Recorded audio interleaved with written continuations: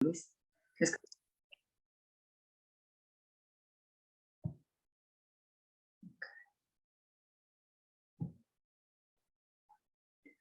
Muy buenos días, mis amados hermanos. Seguimos adelante con el tema, la venida del Consolador, la dulce promesa cumplida para nosotros. Gloria al Señor, porque si no fuera por el Espíritu Santo, nuestra vida sería aún peor, ¿verdad? Un caos. El mundo estaría, de pronto ya ni existiría sin la intervención del Espíritu Santo. Hoy vamos a estudiar otra parte más de este interesante tema, importante tema y vital para la iglesia, para nosotros hoy. Y antes de iniciar, pues hacemos una introduccióncita. Queremos leer el libro Eventos de los Últimos Días, la página 201 en este libro. El título, el capítulo 14, El Fuerte Clamor. Dice, Dios tiene joyas en todas las iglesias y no nos corresponde lanzar arrolladoras acusaciones en contra del mundo religioso. El Señor tiene sus representantes en todas las iglesias. No se le ha presentado a estas personas las verdades especiales que son piedra de toque para estos últimos días en circunstancias que despierten convicción en su corazón y en su mente. Por lo tanto, al rechazar la luz, no han cortado su relación con Dios. Es decir, allí están, ¿verdad? Y nosotros sabemos que la amonestación de Apocalipsis 18 invita a estas personas que son sinceras y que han rechazado algunas cosas de la verdad a salir de Babilonia, ¿verdad? Salir de ella, pueblo mío. Es decir, que hay mucho pueblo en las iglesias nominales, ¿ok? Hermana María Gladys, ya que usted tiene el libro, vamos a leer en la siguiente página, donde dice todavía no se ha completado la caída de Babilonia. Entonces, léame por favor el segundo párrafo de este pedazo. Sí. Aún no se puede. Ay, no lo encontré así. Dice, yo tengo aquí, dice en el capítulo 18 de Apocalipsis se exhorta al pueblo de Dios a que salga de Babilonia. Hermana, Según antecitos, donde dice todavía no se ha completado la caída de Babilonia. No, aquí yo tengo, dice, entre los católicos hay muchos que son cristianos, muy concienzudos y que caminen en toda la luz que brilla sobre ellos y Dios obrará en su favor. A ver, dice aquí, aún no se puede decir, ha hecho que todas las naciones beban del vino del furor de su fornicación. Aún no ha dado a beber a todas las naciones. La caída de Babilonia no será completa. Ya. ¿Ya? Ahí. Sí, señor. Dice, Ahí. aún no se puede decir, ha hecho beber a todas las naciones del vino del furor de su fornicación. Todavía no ha dado de beber a todas las naciones. La caída de Babilonia será completa, no será completa, sino cuando la iglesia se encuentre en este estado y la unión de la iglesia con el mundo se haya consumado en toda la cristiandad. El cambio es progresivo y el cumplimiento total de Apocalipsis 14:8 está aún reservado para el futuro, según el conflicto de los siglos. Cuando sus pecados llegan al cielo, cuando la ley de Dios finalmente sea invalidada mediante legislación. Hermana, mire, hay una pregunta. ¿Cuándo sus pecados llegan al cielo? ¿Cuándo la ley de Dios finalmente sea invalidada? Cuando la ley finalmente sea invalidado y sus pecados, cuando la ley finalmente sea invalidada mediante la legislación humana. Estamos leyendo algo que era que la sierva del Señor no había visto. Por tanto dijo, ¿cierto? La caída de Babilonia no será completa, sino cuando la iglesia se encuentre en este estado. La unión de la iglesia con el mundo no se haya consumado en toda la cristiandad. ¿Y qué estamos viendo hoy? ¿Qué estamos viendo hoy, mi querido hermano? Exactamente el cumplimiento, ¿verdad? Vemos cómo el Estado y la iglesia ya van de la mano. Y los cristianos se han lanzado a la política, ¿verdad? Para hacer uno, o sea, amalgama con la política. Entonces, hermanos queridos, el tiempo del cumplimiento ya está dado. Ya estamos en el tiempo del cumplimiento. Y el Espíritu Santo, que es el que debe morar en cada ser humano, para resistir lo que viene, para alentar a su pueblo, nosotros no hemos comprendido la premura del tiempo en que vivimos, ¿verdad? Estamos adormecidos todavía. Nos estamos despertando por grupos en diferentes lugares del mundo. Yo sé que está pasando esto, ya que la lluvia tardía ha empezado a hacer ya su progresión. Y esto va a ir en aumento hasta que la tierra sea iluminada con la gloria del Espíritu. Si llevamos el Espíritu Santo al contexto del santuario, podemos decir que el Espíritu Santo siempre estuvo desde el comienzo, ¿verdad? Antes de que el santuario existiera en el desierto, cuando Dios se lo revela a Moisés, ya el Espíritu Santo había hecho obras, empezando por la misma creación. Estuvo presente en todas las obras importantes, ¿verdad? En todas las obras de los patriarcas, de los profetas. Ahí estuvo el Espíritu acompañando para persuadir, porque la ley todavía no había sido dada hasta cuando Moisés, Dios se le da en el Sinaí. Entonces, ¿cómo ellos sabían lo que era malo y lo que era bueno? Era el Espíritu Santo obrando en la mente de los patriarcas, de los profetas de la antigüedad, para dar ese mensaje de generación en generación, de los padres hacia los hijos. Por eso en el libro de Malaquías, el último capítulo dice, y haré volver el corazón de los padres hacia los hijos y de los hijos hacia los padres. No sea que yo venga y hiera la tierra con maldición. El Señor siempre ha estado con su espíritu ayudando a su pueblo, a todo aquel que cree en él, para que no se pierda, sino que tenga vida eterna. Y el Señor quiere a toda costa, hermanos, hacer algo hermoso con nosotros, y es morar en la mente de cada uno. Y no lo puede hacer sino a través de la labor del Espíritu Santo. También el diablo quiere hacer lo mismo. Él quiere morar, él quiere tener la mente cegada del ser humano y que la mente del ser humano se entregue a él. No podemos decir como cristianos hoy, como cristianos adventistas hoy, que somos de Cristo si el Espíritu Santo no es nuestro amigo. Siempre decimos, ay, que somos cristianos y que Cristo vive en nosotros, pero el Espíritu Santo no está, porque no vemos los frutos del Espíritu.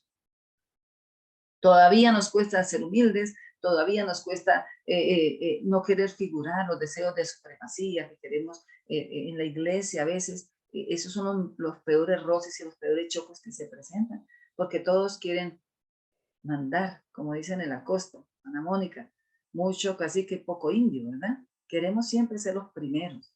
Entonces el Espíritu de Dios quiere morar en el interior de nosotros, para que así podamos de verdad estar preparados para la traslación, para lo que estamos esperando como adventistas del séptimo día, la venida de Cristo y la traslación de cada uno de nosotros a su reino. No podemos subestimar esta tremenda verdad de la morada interior del Espíritu. Juan 14, 16 y 17, vamos a leerlo. Vamos a leerlo, queridos hermanos. Allí, en este capítulo de Juan 14, presenta cómo el Señor quería morar en el corazón de los discípulos, ¿ya? Cómo presenta Jesús esa morada. Si alguien lo lee, estaría muy bien. Juan 14, 16 y 17, un versículo muy conocido por la cristiandad. Lo empleamos demasiado y lo vivimos muy poco. Ya lo tengo. Hermanita, Juan 14, 16 y 17 dice, y yo rogaré al Padre y os dará otro consolador para que esté con vosotros para siempre. El Espíritu de verdad, el cual el mundo no puede recibir porque no lo ve ni lo conoce. pero vosotros lo conocéis, porque vive con vosotros y estará en vosotros. Mire qué importante estos versículos. El Señor ahí promete su espíritu, ¿verdad? Lo promete. Y dice que el mundo no lo conoce. ¿Por qué no lo conoce?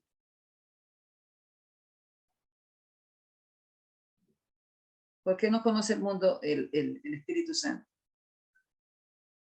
Porque no lo ve, por un lado, ¿cierto? Porque nosotros siempre estábamos hablando de la persona del Espíritu Santo hace unos 2 días, porque tiene personalidad y entonces queremos verlo corpóreamente, ¿cierto? Porque él no es tangible, igual que Cristo, porque se humanó, o el Padre, que hay una figura del Padre.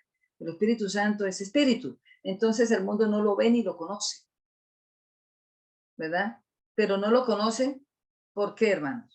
Ahí lo dice la palabra. ¿Qué dice hermana María Gladys? Ya, entonces dice, no puede recibir porque no lo ve ni lo conoce, pero nosotros lo conocéis porque vive con vosotros y estará en vosotros. Muy bien, pero los discípulos, eso es el mundo, ¿cierto? Pero los discípulos dicen, pero vosotros sí lo conocéis, porque está con vosotros y vive en vosotros.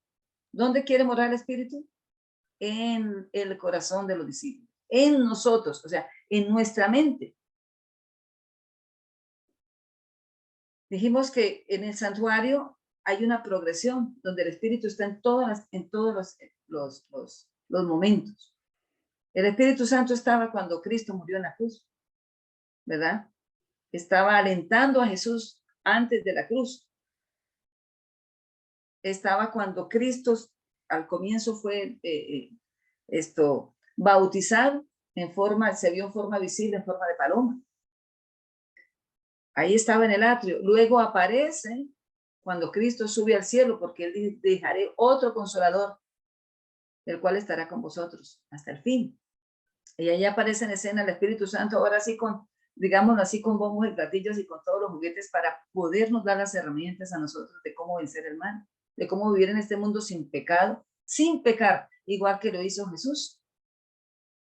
Ahora, hermanos, en el lugar santo, ahí está palpable el Espíritu Santo a través de la menorá, en el aceite encendido, que todo el tiempo en el candelabro Jesús aparece, el Espíritu Santo aparece y Jesús está allí también en medio del candelabro, guiando a su iglesia. Pero es el Espíritu Santo el que alienta a la iglesia, el que le da la esencia a la iglesia, ¿verdad? A través del aceite que simboliza el Espíritu Santo. También en la mesa de los panes, ¿verdad? La palabra de Dios no puede ser entendida sin la unción del Espíritu Santo, sin la guía del Espíritu Santo. Y la oración, hermanos, sin el Espíritu es una oración muerta. Entonces lo vemos ahí, al Espíritu Santo, con fuerza y con todo su potencial en la obra del lugar santo. Y ahora en la obra del lugar santísimo, hermano, está totalmente involucrado. Aunque el Señor Jesucristo está ante el Padre intercediendo por nosotros desde 1844 en el juicio investigador, es el Espíritu Santo el que sella la mente de nosotros para poder ser habilitados para ir al reino de los cielos. Notamos la importancia del Espíritu a través del santuario, hermanos. Está en todo, igual que Jesús, igual que el Padre, porque ellos una sola persona son en la obra de la redención. La devoción, el mundo, la tributa a lo material, hermanos. Una persona reciben aquí en la tierra todo a través de la tercera. Notemos, la obra del Espíritu Santo es inconmensurablemente grande. De esta fuente, el obrero de Dios recibe poder y eficiencia. El Señor le dijo a los discípulos, y recibiréis poder cuando haya venido a vosotros el Espíritu Santo. Y pensemos si la iglesia adventista en este momento es poderosa. ¿Por qué es poderosa? ¿O por qué no lo es? Y el Espíritu Santo es el consolador, como la presencia personal de Cristo para el alma.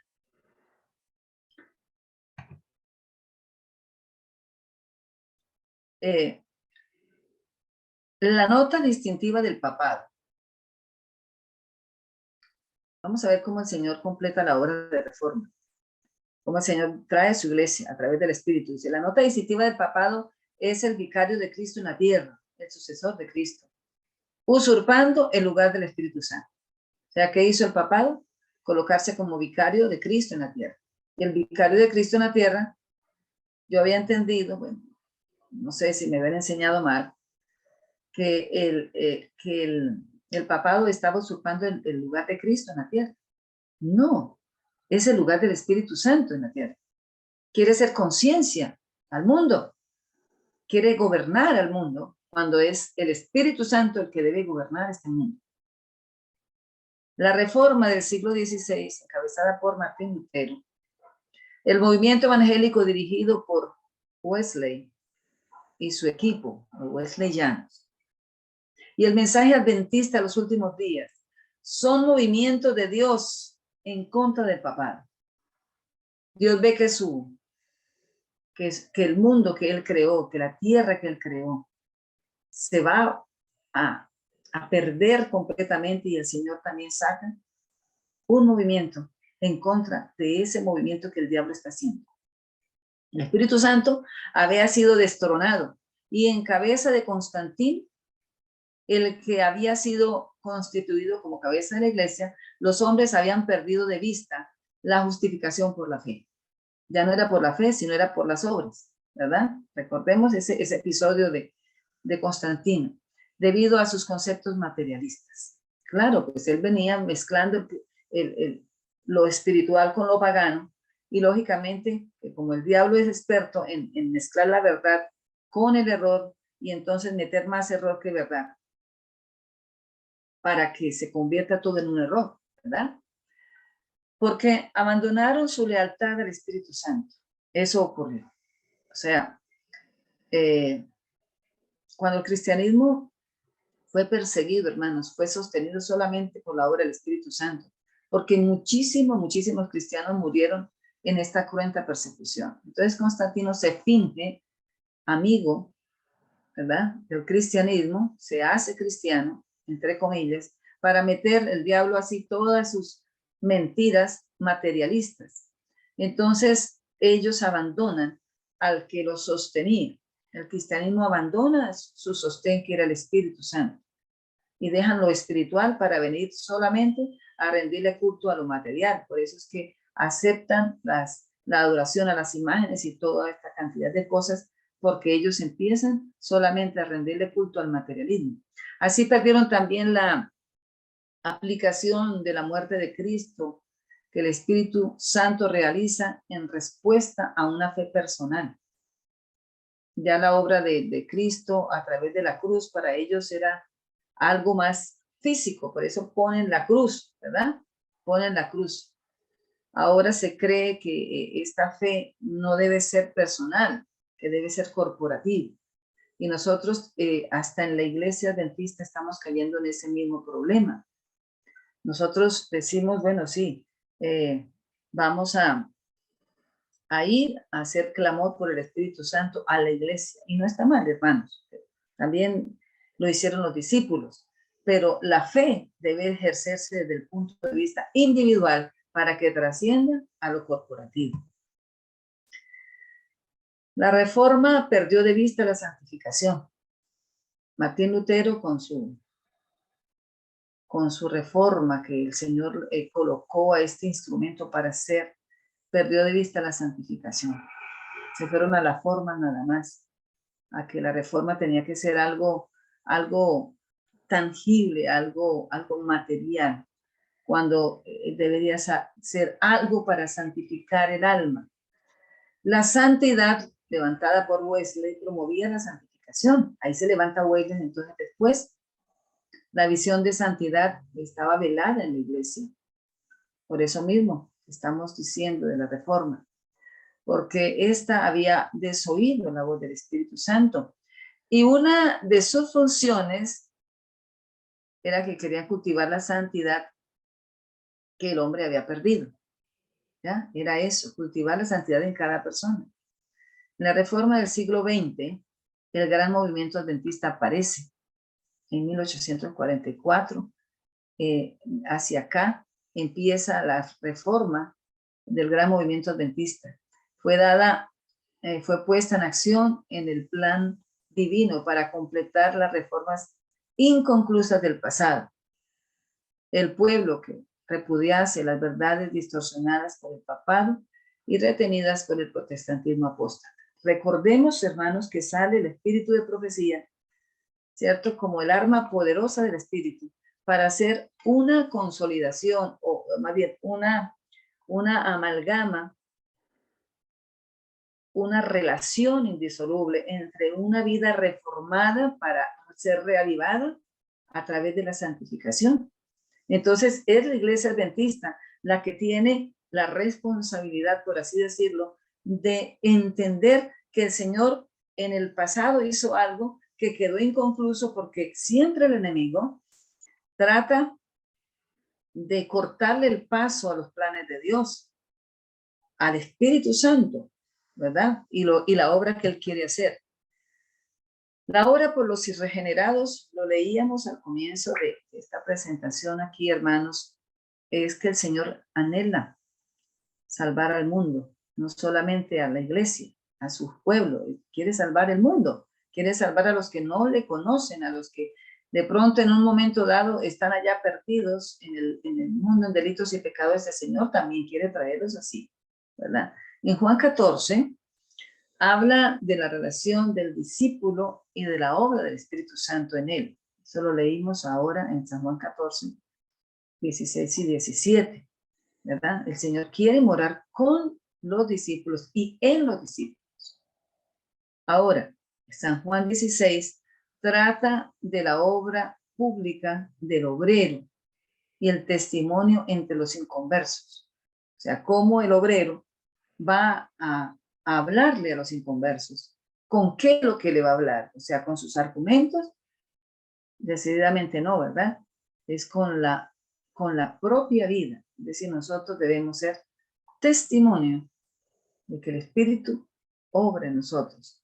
Cuando nosotros tenemos esta clase de vida, hermanos, ni siquiera podemos decir, yo voy a predicar, porque las personas nos van a preguntar y será la oportunidad de decirles a ellos cómo llegar a tener esa misma humildad, ese mismo amor, esa misma bondad, ¿verdad? Que la gente ve en nosotros, que el mundo ve en nosotros.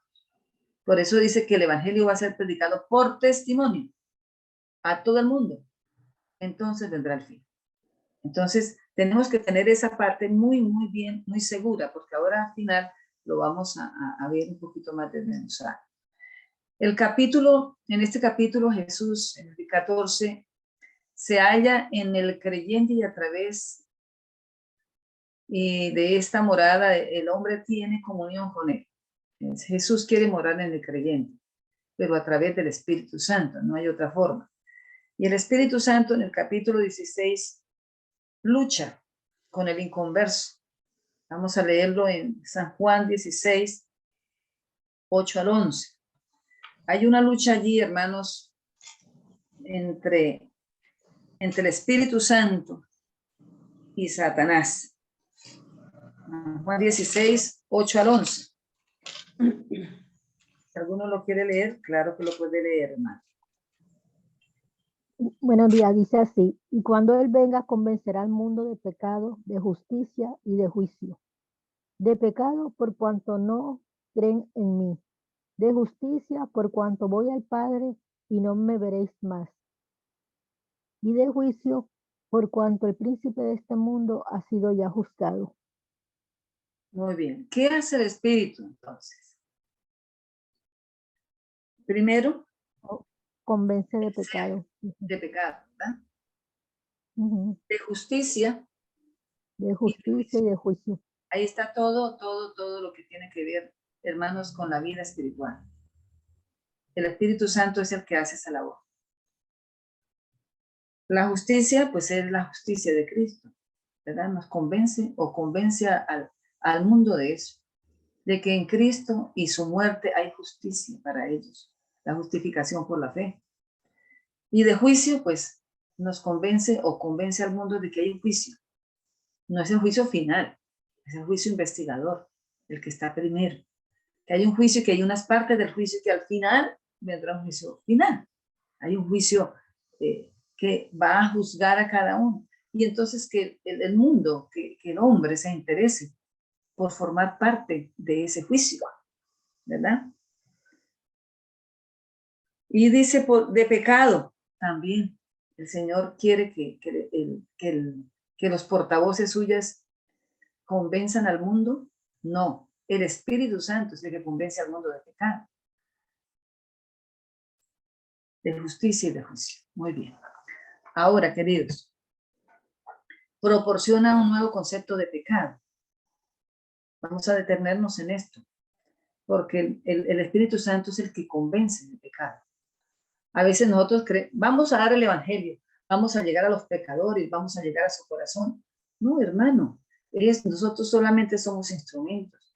Y lo primero que debemos interiorizar es que no podemos hacer absolutamente nada sin que el Señor nos llame y nos mande. De pronto dice, yo quiero trabajar por el Señor, ¿cierto? Dice el Señor, creyendo en su palabra y en su amor. Quiero así cantar y orar y ocupado siempre estar en la viña del Señor. Y eso es un lindo mensaje, ¿verdad? Pero a veces queremos hacer lo que nosotros pensamos que está bien, pero no lo que el Espíritu nos manda hacer. A veces el Espíritu primero quiere meternos en el crisol del abatimiento, hermanos, para estar preparados, para poder ser receptáculos de la influencia divina por medio de su Espíritu y poder así ir a dar al mundo un mensaje de amonestación. He optado, hermanos, por ir últimamente a donde el Señor me mande, donde el Señor me diga, donde el Señor me llame. Ya, yo no digo voy a ir a tal parte hoy, no. Voy a ir no. Si el Señor me llama o me pone en la mente que debo ir allá a escuchar quizá, a recibir, porque yo también necesito todo el tiempo recibir un mensaje de amonestación a mi vida, pues yo voy a ese lugar, ¿verdad? Pero si no, pues no voy. ¿Por qué? Porque no soy yo. Cristo debe vivir en mí. El Espíritu Santo trae consigo al alma una sensibilidad más delicada de lo que es el pecado. O sea, el Espíritu Santo es una cuestión en nosotros, debe ser algo, hermanos, que nos dé una sensibilidad a lo que es el pecado. Miren, los discípulos en el aposento alto luchaban por quién sería el mayor o quién sería el menor, ¿cierto? ¿Qué puesto tendrían? Sus corazones todavía no estaban santificados. El Espíritu Santo no había sido derramado sobre ellos y todavía estaban luchando por las ansias del poder. Esto no se hubiese dado si ellos hubiesen entendido cabalmente el concepto de pecado. Ellos estaban pecando. No estaban todavía santificados para el poder del Espíritu Santo. Todavía tenían deseos de ser los mejores o los mayores. A menudo hay cosas increíbles del cristianismo e inexplicables, a no ser en base a la ausencia de una percepción del pecado oculta en ella. Hermanos, hay cosas que no se dan en el cristianismo. Lo vemos en nuestra iglesia, que es una iglesia cristiana, que sigue a Jesús. Hay cosas que no se pueden explicar en la iglesia. ¿Por qué tal cosa? ¿Por qué tal otra? Y es porque no tenemos la conciencia de pecado. ¿Se ha metido la mundanalidad a la iglesia? Sí, por medio de la moda, de la música, de la falsa oración, de la falsa forma de orar y muchas otras cosas que está permeando no solamente a las iglesias nominales, a la iglesia de Cristo, a la iglesia adventista también.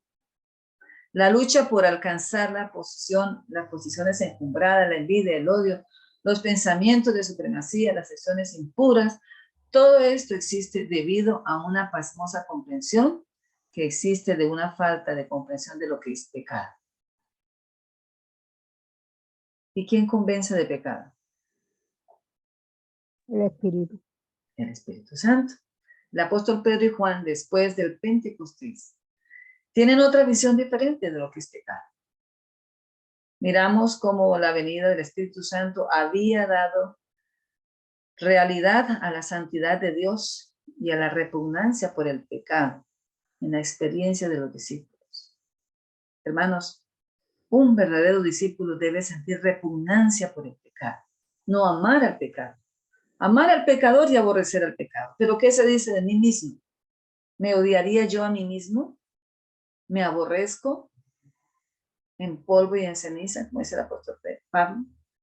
Uy, hermanos, nosotros no podemos entender cuánto anhela el Señor realmente que nosotros odiemos el pecado en todas sus formas, ¿verdad? Para que solamente el Espíritu viva en nosotros. El núcleo de la gran controversia, se ven implicados, en el núcleo de la gran controversia se ven implicados el hombre, Cristo y Satanás, donde la justicia siempre vendrá de la justificación. Ahora, el hombre no puede hacer nada bueno sin la operación divina. Nada, hermano, nada. Todo lo puedo en Cristo que me fortalece. Y esa fortaleza no viene de Cristo, viene del Espíritu Santo que nos lleva a Cristo.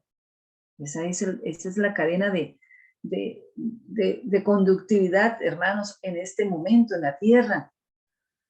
La cadena que nos lleva a la santidad. El hombre no puede hacer nada bueno sin operación divina. Este cambio es realizado por el Espíritu. Nadie puede escapar de la obra de su poder. La perdida imagen de Dios ha de ser restaurada en la humanidad a través de la influencia portentosa del Espíritu Santo. El Espíritu Santo trae convicción.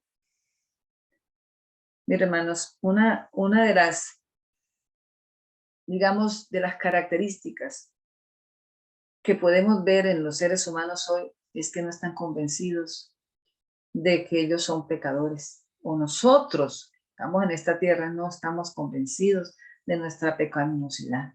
Siempre sacamos excusas, siempre nos presentamos como los buenos. No, pero yo no soy así, y empezamos a compararnos con otros, ¿no? No, pero es que el hermano, pues, el hermano sí, mejor dicho, hace esto y aquello, y mire cómo camina, y mire cómo se sienta, y mire cómo actúa, y mire cómo se conduce con la familia, y mire cómo habla. Oiga, hermano, cuando usted está haciendo eso y señalando allá su dedo pulgar lo señala a usted. Porque es que el Señor quiere convencernos de que nadie es bueno. Todos somos malos en esta tierra. Solamente somos buenos bajo la conducción y la presencia del Espíritu. Y Él es el que nos da eso, hermanos, para que el mundo vea la bondad en nosotros. Convence al mundo de pecado, no de la incredulidad. Revoluciona los conceptos que el hombre tiene de pecado. Revela tanto el pecado al hombre como el juicio de Dios. Es decir, nosotros hablamos del juicio. Estamos todo el tiempo hablando del juicio como adventistas. Estamos hablando del juicio investigador. Pero ¿qué tal si hablamos del pecado y de lo que es pecado para nosotros? Convencer al hombre del terrible pecado de rechazar a Cristo. ¿Cómo se rechaza a Cristo, hermanos? Juan 16, 9. De pecado por cuanto no creen en mí, dice Jesús. Este es el punto en cuestión y todo lo demás está incluido en él. Si rechazamos al Espíritu Santo, la voz del Espíritu Santo, estamos rechazando a Cristo. ¿Cómo nos atrevemos a hablar de Cristo cuando el Espíritu Santo no mora en nosotros? No lo pedimos, no lo vivimos, no lo tenemos en nosotros. Cada día. La creencia en Cristo y en su muerte vicaria. Dios hace, o sea, la convicción. El Espíritu Santo nos hace creer en Jesús y en su muerte vicaria.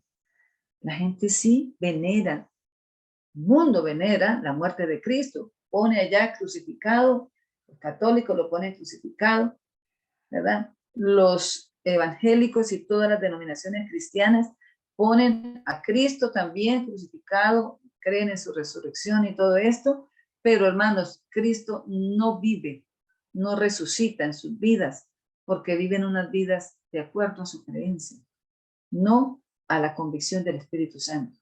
Dios ha hecho que la salvación eterna dependa de su fe en Cristo, y la incredulidad es la madre de todo pecado.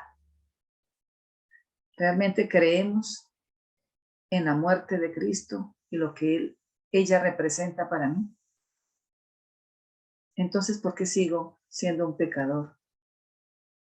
Que no reconozco que soy pecador, que no reconozco porque no cambio, porque no pido al Espíritu Santo que cambie mi vida. Hay hermanos que viven en fornicación, en adulterio, y van a las iglesias a predicar. Hay hermanos que en sus casas son un demonio y son ancianos de iglesia, porque no han tenido el convencimiento de lo que es pecado. Es que rechazar a Cristo, rechazar su muerte vicaria por ellos. Y si yo estoy haciendo algo que desagrade al Señor, hermanos, y que no lo veo como pecado, que el Espíritu Santo muestre eso en mi vida. Eso es lo que yo debo pedir. El supremo don de Cristo. Gracias a Dios por el Espíritu Santo, quien ha venido como el sustituto divino, la presencia divina, el instructor divino, el testigo divino, el abogado divino, el consolador divino, el otro yo de Cristo. Nos hemos imaginado lo que ocurriría en este planeta sin la venida del Espíritu Santo. Si está como está, con el Espíritu Santo obrando, hermanos, ¿cómo será cuando el Espíritu Santo se vaya? Porque sentimos, hermanos, ya que el Espíritu Santo se está retirando de la tierra. Está hastiado de ver el pecado. Está hastiado de ver la iglesia en la indiferencia. Y poco a poco el Espíritu Santo se ha venido retirando de la tierra. Por eso el mundo está como está. Vamos a terminar con este pasaje, hermanos, de Lucas 11. Que si solamente de esta mañana analizamos esto, les pido que con oración después leamos Lucas 11 y lo desmenucemos, porque aquí está el poder de lo que el Espíritu Santo vino a hacer. Jesús y la oración. Aconteció que estaba Jesús orando en un lugar, y cuando terminó, uno de los discípulos le dijo: Señor, enséñanos a orar. ¿Qué querían hacer los discípulos? Aprender de su Señor. Enseña. Querían aprender a orar, hermanos, porque veían que Jesús tenía algo poderoso y sabían que venía de la oración, porque ellos lo veían orando. Desde la madrugada Jesús oraba. Era una continua preparación para lo que él estaba desarrollando en su ministerio. Entonces ellos dijeron: nosotros queremos tener eso. Y por eso le dijo: Señor, enséñanos a orar. Querían tener esa misma experiencia. Querían tener ese mismo poder. Y el Señor les dijo, en el versículo 2 dice: cuando oréis, decid: Padre nuestro que estás en el cielo, santificado sea tu nombre. Venga tu reino. Hágase tu voluntad como en el cielo, así también en la tierra. Esa primera parte de la oración, hermanos, era decir: Señor, Padre, toma el control de mi vida. Venga tu reino. El reino de los cielos se ha acercado, era Cristo. Pero cuando dijo venga tu reino, también se refería, hermanos, a la tercera persona de la deidad que iba a venir como representante del reino de Dios a la tierra. Y luego dice, el pan nuestro de cada día, dárnoslo hoy, porque el Señor se interesa por nuestro bienestar también en la parte física. Perdona nuestros pecados, allí está. Pedir perdón por los pecados. Todo el tiempo la oración debe ir enfocada, hermanos, a eso. Señor, perdóname. Señor, ayúdame a entender qué es pecado. Si yo no lo veo, muéstrame, Espíritu Santo. Porque también nosotros perdonamos a los que nos ofenden. Pedir perdón por las ofensas hacia los demás. Porque a veces somos, hermanos, un látigo para otros.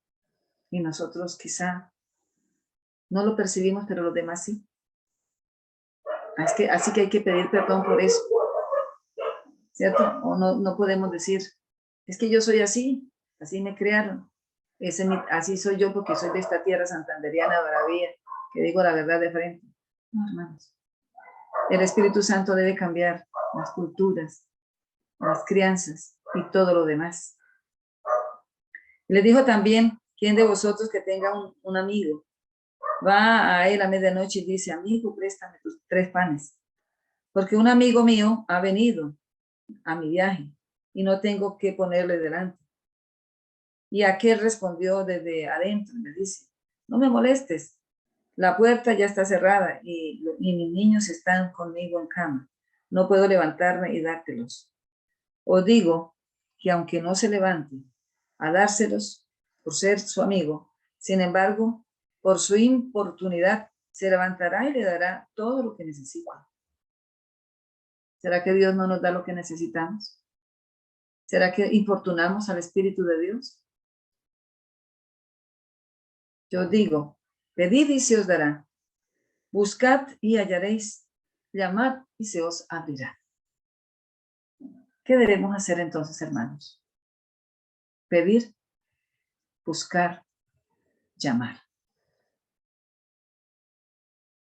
El supremo don de Cristo, que es el Espíritu Santo, se da en base a esta oración, a la oración de Cristo. Tenemos que pedir, tenemos que buscarlo, tenemos que llamarlo. El Espíritu Santo no va a interrumpir nuestra vida, ni de pecado, no va a interrumpir nuestra vida de confort, no va a interrumpir nada si nosotros no pedimos, si no buscamos y si no llamamos. Un hombre llamado Tiziano, un gran pintor italiano, se encontró un día con un soldado joven que poseía un don artístico que parecía promisorio. Lo animó para que abandonara la carrera militar y decidiera dedicar su talento a la pintura. El soldado lo hizo y se dedicó a trabajar arduamente en este proyecto. Pero llegó a un punto donde consideró que su genio había fallado.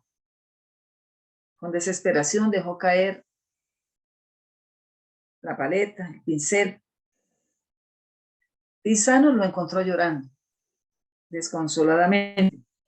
El maestro no preguntó nada, no preguntó la razón de su llanto.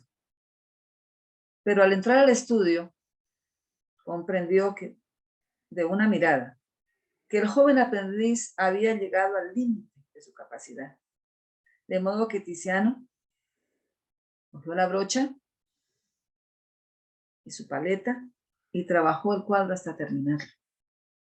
A la mañana siguiente, el joven vino al estudio de este hombre, de este maestro, con la decisión de abandonar la carrera artística. Pero al entrar se encontró con el cuadro terminado. Vio que donde él había fallado, una mano maestra había suplido la falta. Instintivamente comprendió que el maestro lo había terminado. Con lágrimas de reconocimiento se dijo, no puedo abandonar mi arte. Debo seguir por amor a Tiziano. Él ha hecho tanto por mí que debo olvidarme de mí mismo y vivir para él, porque ahora su fama es mi fama. Ha hecho lo mejor para mí. Yo también haré lo mejor que pueda por él. Y hoy sus cuadros se exhiben en las grandes galerías de arte de Europa, al lado de las de Tiziano, como uno de los mejores del mundo. Oh, hermanos,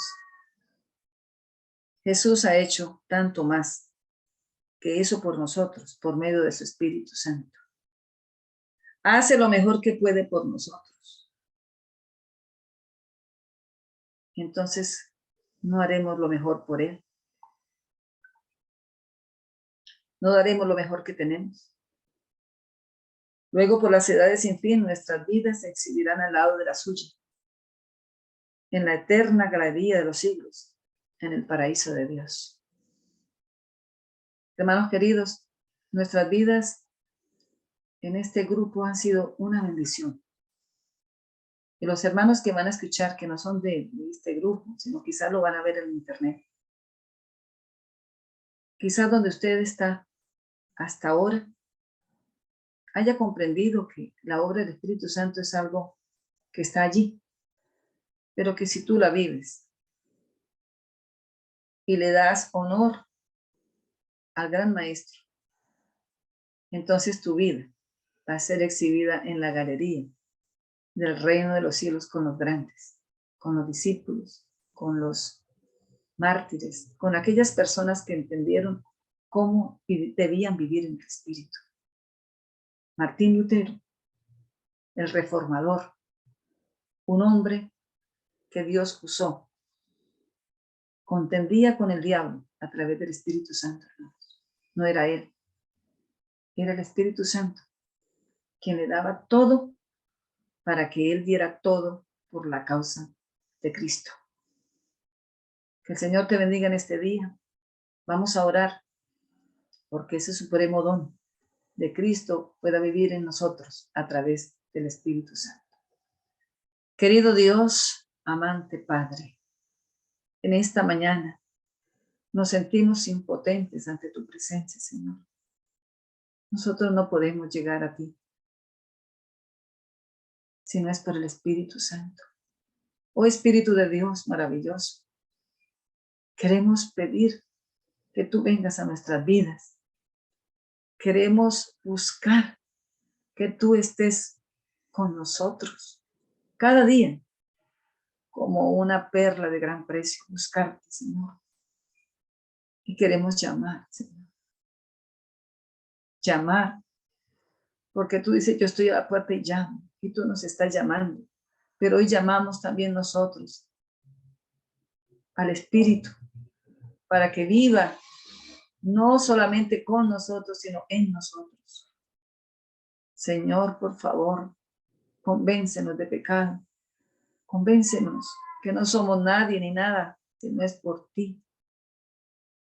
Señor, nos falta mucho. No somos nadie sin ti.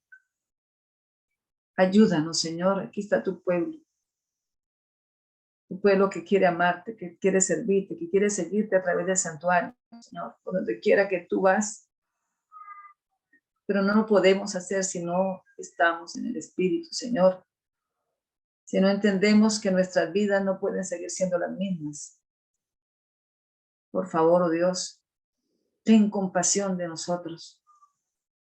Y no podemos pedir que tú llenes nuestra vasija cuando está sucia, cuando está llena de otras cosas, de odio, de rencor, de envidias, de contiendas, de pecado, de maledicencia, de todo eso, Señor, que tú sabes que tenemos todavía. Vacíanos, Señor, y llénanos con tu Espíritu. Lo pedimos en el poderoso nombre, que es sobre todo nombre, nuestro precioso Salvador, nuestro precioso Mesías, que está sentado en el trono intercediendo por nosotros en este momento ante el Padre. Lo rogamos todo. Amén. Amén. Amén.